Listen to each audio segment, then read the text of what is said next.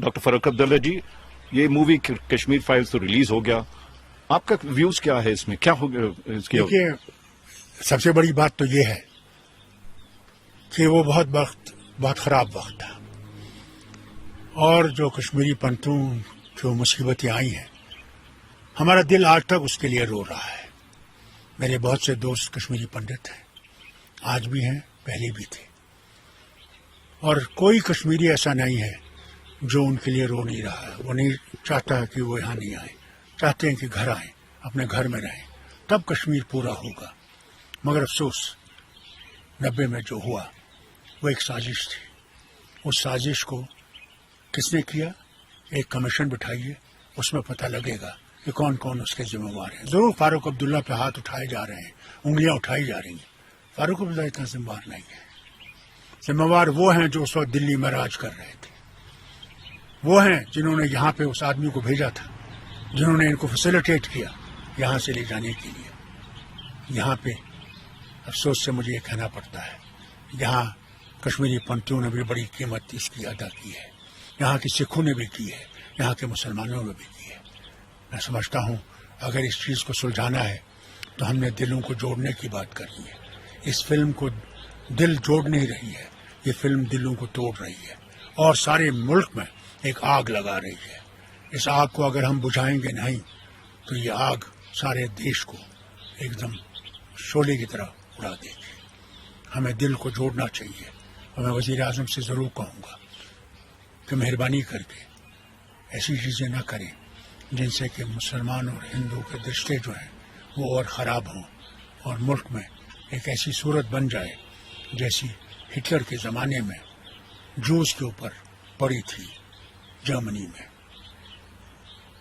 اور سب تو آپ کو انگلی ڈال رہے ہیں، آپ تو بلیم کیا ہے، آپ نے سرکار چلایا 80 تک تو 90 تک، سچویشن اتنے ڈیٹیریٹ ہو گیا، اس لیے پنڈت سب لوگ بھاگ گئے۔ وہ نہیں تھا، پنتوں کو یہاں سے کس نے نکالا؟ فاروق عبداللہ نے نہیں نکالا، میں تو حکومت میں ہی نہیں تھا۔ اس وقت کی جو حکومت تھی اس کے یہاں کون تھے مکھیا؟ جگموہن جی تھے۔ اب وہ تو زندہ نہیں ہے، بات نہیں کرنی چاہیے جو مر گیا ہے، مگر سچائی تو وہی ہے۔ گاڑیاں کس نے بھیجی ان کے گھروں میں؟ گاؤں میں کس نے گاڑیاں بھیجی؟ کس نے فوج پولیس والوں کو کہا ان کو گاڑیوں میں بٹھائیے؟ یہاں آج بھی 800 خاندان رہ رہے ہیں، آرام سے رہ رہے ہیں اپنے گھروں میں، وہ نہیں گئے۔ کیا کسی نے ان کو ہاتھ لگایا؟ کسی نے ان کو مارا؟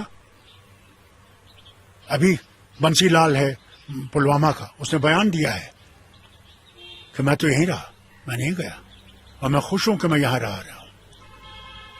میرے مسلمان بھائی ہیں یہاں، میری بہنیں ہیں یہاں جو ہمارے کو دیکھتے ہیں۔ وہ بول رہے سچویشن اتنے خراب سے 90 سے پہلے جب آپ مکھیہ منتری تھے اسی ٹائم پہ ربایا کہ اس کی کڈنیپنگ بھی ہوئی تھی، یہ آتنکوادی بھی۔ دیکھیے، میں یہ کہتا ہوں کہ خدا کا شکر ہے دولت زندہ ہے جو اس وقت یہاں پہ آئی بی کا چیف تھا۔ ہمارے عارف محمد خان صاحب زندہ ہیں جو گورنر ہیں کیرلا کے۔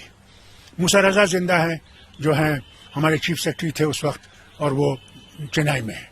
ان سے پوچھیے کہ کون ذمہ وار ہے۔ اگر یہ لکھے گا ان کو کہ فاروق عبداللہ ذمہ وار ہے، میں تیار ہوں، مجھے جہاں بھی یہ چاہیں پھانسی دے دیں، مگر وہ کمیشن بٹھائیے جو یہ دیکھے گا کہ صحیح کون ہے، کس نے چٹھی سنگھ پورا کیا، کس نے ان کو یہاں سے نکالا، کس نے وہ ہماری بہنوں کا ریپ کیا کپواڑہ میں، کس نے گولیاں چلائیں جو مسجد سے لوگ نکل رہے تھے، وہ بجبہارا ہو، وہ ڈاؤن ٹاؤن ہو، وہ سوپور ہو، وہ شوپیاں ہو، اس کا معلوم کیجیے، وہ معلوم کیجیے کون ذمہ وار ہے۔ آپ بتا رہے اسی ٹائم پہ ربیہ صاحب صحیح ٹائم پہ آپ نے کیا کیا؟ اس میں آپ نے استعفیٰ دیا یا کیا نیگوشیٹ کرنے؟ میں نے کہا،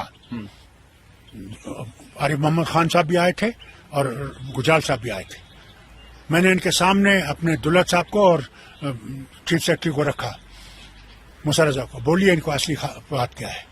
میں نے ان سے کہا مت چھوڑیے ان کو، اگر آپ ان کو چھوڑیں گے تو پھر last nail of Indian coffin یہاں پہ ہوگا اور شروع ہو جائے گا آپ کے لیے مصیبت۔ نہیں مانا، جب جہاز لے گئے کندھار اور ان کو لے گئے یہاں سے وہ جو ہے ہمارے لوگوں کو 3 کو یہاں سے لے گئے، مسعود اظہر اور وہ دوسرے. میں نے ان سے کہا مت کریے، یہ مانا. میں نے سے کہا کیا ہم قربانی نہیں دے سکتے ملک کے لیے؟ کیا ہم اتنے کمزور ہیں؟ کیا ہم یہ برداشت نہیں کر سکتے؟ اگر ملٹنسی لڑنا ہے تو پھر پوری طرح سے لڑنا ہے. نہیں مانا.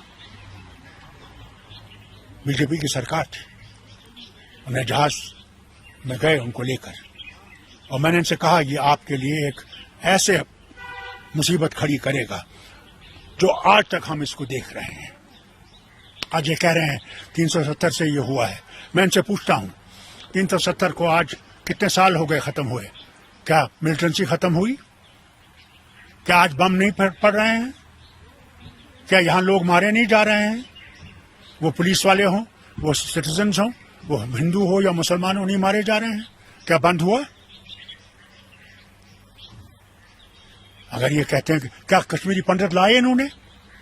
اگر یہ 8 سال سے حکومت کر رہے ہیں، کیا کشمیری پنڈت آیا کوئی ان کا؟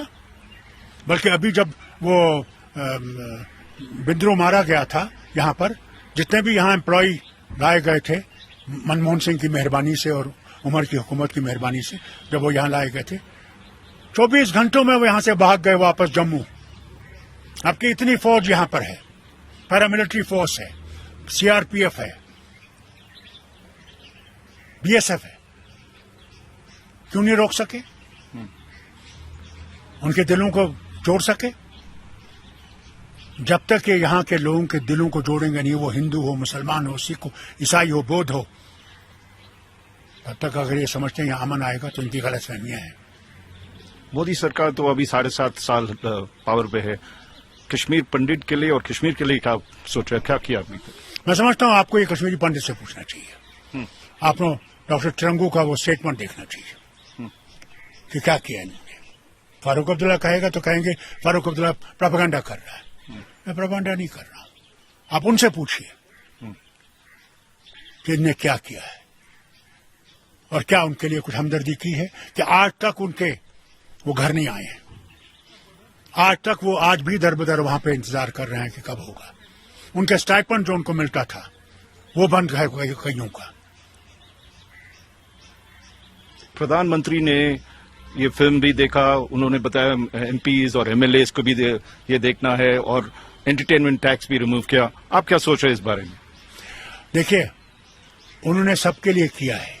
انہوں نے فوج اور پولیس کو بھی کہا کہ تم بھی دیکھو ان ریاستوں میں جہاں ان کی حکومتیں ہیں، کیا اس سے نفرت بڑھے گی یا کم ہوگی. اگر ان کا مقصد یہ ہے کہ یہاں پہ ہندو اور مسلمان کی لڑائی کرنی ہے، جیسے جرمنی میں یہودیوں کی اور جوز کی اور جرمنز کی ہوئی کہ 6 ملین جوز مارے گئے، تو ان کو اس کے لیے تیار ہونا چاہیے. اب کیا کرنا بتا رہے؟ کیا یہ کلوزر بولنے ان کو دل جوڑنے کی کوشش کرنی ہے، اور دل فوج سے نہیں ہوگا، پولیس سے نہیں ہوگا، لوگوں کو گرفتار کرنے سے نہیں ہوگا. ان کو لوگوں کے آرام سے دل ملا کے، ان کو ڈیلیمیٹیشن کمیشن ایسا نہیں جس میں بے ایمانی کا طریقے سے کیا گیا ہے. ان کو انصاف کرنا چاہیے تھا، یہ نہیں کہ ایک طرف سے جوڑ کے دوسری طرف کر دیا ہے کہ ان کے لوگ جیت سکیں. کیا اسے دل جیت سکیں گے؟ لائیں اپنے چیف منسٹر کو، بنائیں. میں بھی دیکھتا ہوں پھر کتنا یہ لوگ یہاں پہ کام کر سکیں گے. کریں. میں کہتا ہوں میں ان کے خلاف نہیں ہوں، مگر ایمانداری سے الیکشن کریں کہ لوگوں کو جیتنے کی کوشش کریں، دلوں کو جیتنے کی کوشش کریں. ریگنگ سے جیت نہیں سکیں گے. مودی صاحب نے آپ میں ملاقات ہوئی اس ٹائم پہ، کیا بات ہوئی تھی اسی ٹائم پہ؟ لیکن میں نے اس وقت صاف ان سے کہا کہ آپ کو ہم پہ بھروسہ نہیں، ہم کو آپ پہ بھروسہ نہیں. اس بھروسے کو پیدا کرنے کی کوشش کریں. انہوں نے خود کہا اپنے، ہاں دلی کی دوری ہے اور دل سے دوری ہے، ہم اس کو نزدیک لانے کی کوشش کریں گے، مگر آج تک کچھ نہیں ہوا. کچھ نہیں ہوا. اور لوگ بول رہے ہم سب پنڈت جی، کشمیری پنڈت سے بات ہوئی، وہ بول رہے یہ پروسیکیوٹ نہیں کیا، یہ یاسین ملک، یہ بٹا کراٹے، یہ ابھی تک گھوم رہا ہے. ابھی بس 2-3 سال پہ یاسین ملک تو اریسٹ ہوا، پہلے کیوں نہیں کر سکتا تھا؟ کیسے کر سکتے تھے بتائیے مجھے. हम तो थे नहीं हुकूमत में तो ये लोग थे, क्यों नहीं किया? आज कैसे किया इन्होंने? कहां पहुंचाया उनको? किसने बिटा कराची को छोड़ा? वो तो इनके जेल में था, किसने छोड़ा? कौन उनको ले गया कंधार? क्या फारूक अब्दुल्ला ले गया? जिम्मेवार तो ये है, ये अपनी जिम्मेवारी अब दूसरों पे ठोक रहे हैं, उंगली दूसरे पे उठा रहे हैं। मैं इनसे कहता हूं, जब आप एक उंगली एम कर रहे हो तो 3 उंगलियां आपकी तरफ भी दिखा रही हैं कि तुमने क्या किया। क्या तुमने इनको वापस लाया? क्या तुमने यहां से ये आतंकवाद खत्म किया? इतनी फौज होके भी नहीं कर सके, क्योंकि दिल से दूरी है, उस दूरी को दूर करें। लास्ट प्रश्न सर, क्या करना अभी? क्या आप सोच रहा 1, 2, 3 क्या करना कश्मीर? पहले डिलिमिटेशन को ठीक कीजिए, स्टेट को वापस करिए। ये एक क्राउन है, इंडिया का ताज है, इस ताज को फिर से चमकाइए। यहां पे रिश्ता अच्छा कीजिए, हिंदुस्तान में हिंदू मुसलमान का रिश्ता ठीक कीजिए, दुश्मनी बढ़ाइए मत। और फिर इलेक्शन कीजिए, ईमानदार इलेक्शन कीजिए, मशीनों को रिग मत कीजिए, आपकी फौज से वोट मत डलवाइए। जब वो करेंगे तो लोगों के दिलों में एक एहसास होगा कि नहीं, दिल्ली चाहती है कि हम लोग उनके करीब आए। वो करना जरूरी है। आपका डिलिमिटेशन का क्या प्रॉब्लम है? बहुत प्रॉब्लम है। देखिए, अगर आप देखेंगे कॉन्स्टिट्यूशन को किस तरह डिवाइड किया है, जब आप वो रिपोर्ट देखेंगे आपको गश आएगा। मैं एक एग्जांपल आपको देता हूं। मेंबर पार्लियामेंट है, अनंतनाग कहां है और राजौरी पुंछ कहां है? पहाड़ के उधर है। अगर यहां से इलेक्शन होता है और अगर मेंबर पार्लियामेंट का राजौरी पुंछ का आता है, वो क्या पहाड़ को पार करके आएगा जब 6 महीने ये रास्ता बंद रहता है? क्या वो लोगों की मुश्किलात देख सकेगा? और अगर यहां से जीत के आता है, क्या वो उनके मुश्किलात देख सकेगा?